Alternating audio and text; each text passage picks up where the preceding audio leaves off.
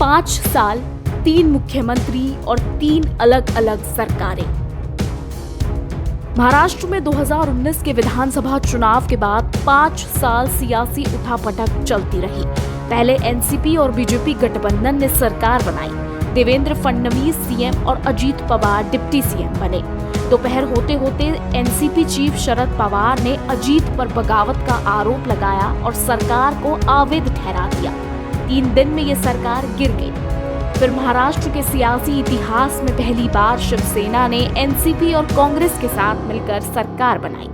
2 साल, 7 महीने और 1 दिन तक सरकार पटरी पर रही। 2022 में शिंदे गुट शिवसेना से अलग हो गया और महाविकास आघाड़ी की सरकार गिर गई। तीसरी और मौजूदा सरकार शिवसेना से अलग हुए शिंदे गुट, एनसीपी से अलग हुए अजीत पवार गुट और बीजेपी के अलायंस में बनी। शिंदे सीएम, देवेंद्र फडणवीस और अजीत पवार डिप्टी सीएम बने। महाराष्ट्र में फिर विधानसभा चुनाव हो रहे हैं। एक फेज में 20 नवंबर को वोटिंग होनी है। अब यहाँ बीजेपी और कांग्रेस के अलावा 2 शिवसेना और 2 एनसीपी हैं, जिनके बीच मुकाबला है।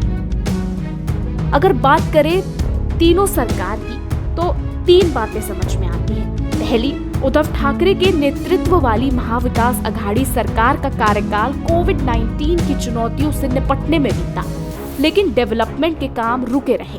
फिर भी उस वक्त हुए 2 अलग अलग सर्वे में उद्धव ठाकरे ने टॉप 5 सीएम की लिस्ट में जगह बनाई थी। एकनाथ शिंदे के नेतृत्व वाली महायुति सरकार में मेट्रो प्रोजेक्ट ने रफ्तार पकड़ी। महिलाओं के लिए लाडली बहना योजना और मुफ्त यात्रा योजना शुरू हुई, लेकिन 3 बड़े प्रोजेक्ट राज्य से बाहर चले गए।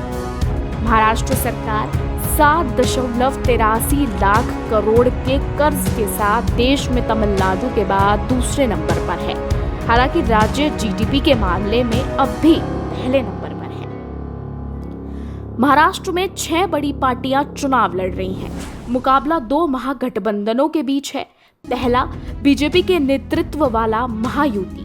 दूसरा, शिवसेना यानी उद्धव गुट के नेतृत्व वाला महाविकास आघाड़ी।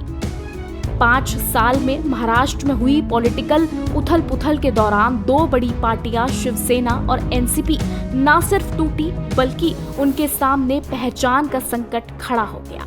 शिवसेना में 21 जून 2022 को फूट पड़ी।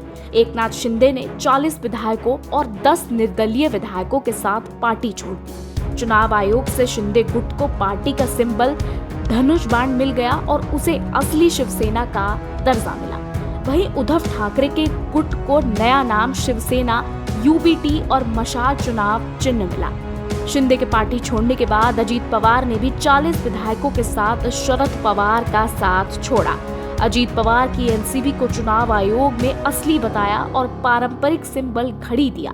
शरद पवार वाली एनसीपी एसपी को नया पार्टी सिंबल तुरही मिला।